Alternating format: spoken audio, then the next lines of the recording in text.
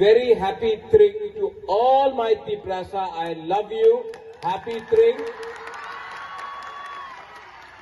और मेरा मैसेज एक ही है, बहुत लोग तिप्रासा दफा को बांटने का कोशिश कर रहा है, कोई धर्म के नाम में, कोई पार्टी के नाम में, लेकिन बुबागरा का एक क्लियर मैसेज है, पार्टी कोई भी हो, धर्म कुछ भी हो, हम लोग सबसे पहले तिप्रासा है, जाति को पहले रखो, बाद में सब चीज के बारे में सोचो।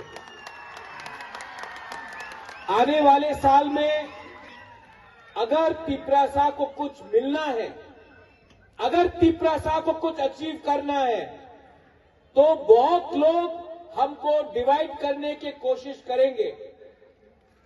अगर तिप्रासा डिवाइड हुआ तो नुकसान हमारा नेक्स्ट जनरेशन का होगा।